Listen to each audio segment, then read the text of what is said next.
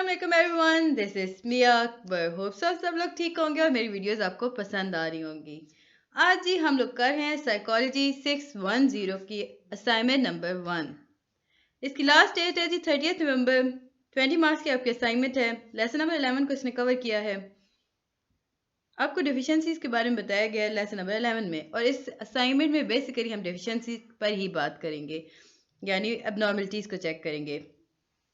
इसमें आपको क्वेश्चन दिया गया कि एक क्रोमोसोम, नॉर्मल इंसान के 46 क्रोमोसोम होते हैं, अगर एक क्रोमोसोम ज़्यादा हो जाए या एक कम हो जाए तो बीमारियां इंसान में आ जाती हैं, एबनॉर्मलिटीज अकर हो जाती हैं।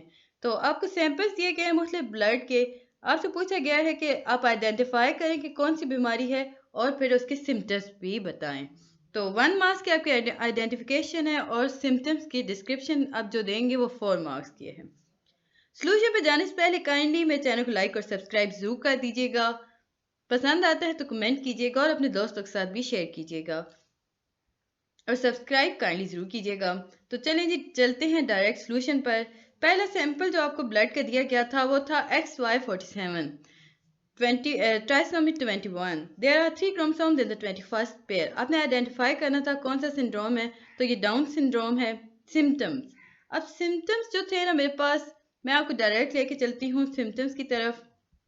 ये देखें जी, यहाँ पर आ गया हमारे पास सिम्टम्स। अब ये मैं इसलिए दिखा रही हूँ कि यहाँ पे बहुत सारे ऑप्शंस हैं और जो बच्चे मतलब सारों ने एक जैसा तो नहीं करना ना, मुझे मैं आपको ऑप्शन दूंगी, कुछ वो लिख लें, कुछ आगे पीछे करके लिख लें ताकि आपके 0 मार्क्स ना आए। तो सबसे पहले आप लिखेंगे जी, Down syndrome symptom very from person to person and can range from mild to severe, no matter how severe the condition is. People with Down syndrome have widely recognized appearance. तो आप कॉमन फिजिकल साइन इंक्लूड करेंगे, मतलब आप लिखेंगे, इसके बाद आप point wise लिखिएगा। Decrease muscle tone at birth, flatten nose, छोटे छोटे उठा लें, आसानी से हो जाएगा। स्मॉल ईयर, स्मॉल माउथ, कुछ दरमियान से निकाल लें जी। Single crease in the palm of the hand, upward slanting eyes, और यूं ये आपका हो जाएगा जी। डिफरेंट ऑप्शंस आपको मिल गए।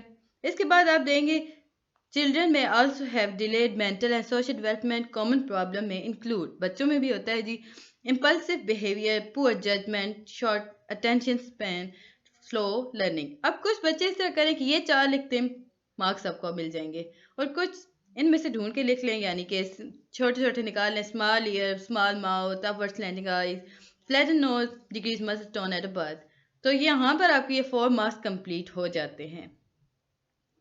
इसके बाद है जी हमारे पास सेकंड था XY47। यहाँ पे 2 XX क्रोमोसोम ज्यादा थे, एक Y क्रोमोसोम था। तो ये कौन सी बीमारी थी, इसे हमने आइडेंटिफाई किया, ये थी क्लाइनफेल्टर सिंड्रोम। अब इसमें क्या क्या सिम्टम डिस्क्रिप्शन में था, taller than average stature, long legs, short torso, and broader hips compared with other boys. Absent, delay, or incomplete puberty. After puberty, less muscles, less facial and body hair.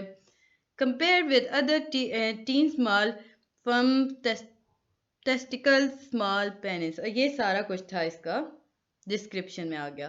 आप इसमें से 2-3 ढूंढ के निकले, 4 लिखिएगा जरूर पॉइंट। ये सारे इसके पॉइंट वाइज थे।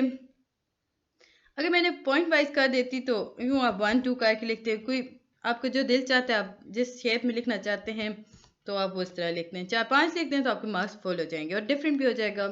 इसके बाद है जी X045। There is 1 X chromosome. इसमें यहाँ पे कोई Y क्रोमोसोम नहीं है। सेकंड X और Y chromosome to complete the pair, कोई भी नहीं है हमारे पास। तो ये कौन सा सिंड्रोम होगा, ये टर्नर सिंड्रोम हो जाता है।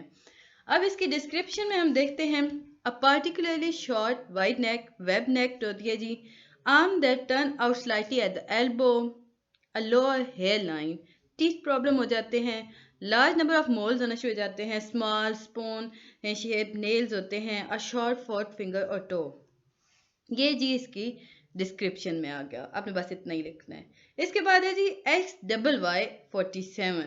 There are 2 YY chromosomes and 1 X chromosome. यहाँ पे ये जो सिंड्रोम हमारा सिंपल बनेगा जी XYY सिंड्रोम। बेसिकली यही सिंड्रोम है। अब हम डायरेक्ट यहाँ पे मैंने लिखा था, बट ये जगह यहाँ पर थोड़ा सा इश्यू था मेरा MS वर्ड में, तो मैंने इसे हम डायरेक्ट XYY क्रोमोसोम्स की तरफ चलते हैं। ये जी हमारे पास एक वेबसाइट है XYY क्रोमोसोम के बारे में, हम इसमें देखते हैं। हमारे पास जो सिम्टम्स आएंगे ना, the sign and symptom of XYY syndrome differ from person to person, age to age. अब सिम्टम इन बेबी हम देखते हैं तो इसमें उनके वीक मसल टोन होंगे, डिलेड मोटर स्किल्स होंगी, डिलेड और डिफिकल्ट स्पीच हो सकते हैं। अब 2-3 तो आप ये लिख दें, फिर आप इसके बाद कहें जी सिम्टम इन यंग चाइल्ड और teenager with XYY syndrome can include. इसमें जी अटेंशन डिफिकल्टीज हमारे पास आ सकती हैं, डिलेड और डिफिकल्ट स्पीच हो सकती है। बस 2-3 इसमें से निकालें। इमोशनल बिहेवियर इशू, ये जो सोल्यूशन मैं आपको दे रही हूँ 100% करेक्ट होगा, बहुत आसान तरीके से, यानी कि मैं आपको इसमें फुल मार्क्स लेके दूंगी आप अगर ये सब लिखेंगे तो। आप इसमें से डिफरेंट कर दीजिएगा, कुछ इमोशनल बिहेवियर इशू लिखिएगा, लर्निंग डिसेबिलिटीज की आ गई, टॉलर देन एवरेज हाइट। बस इसका यही आंसर होता है जी। होप सो जी आपको समझ आया होगा।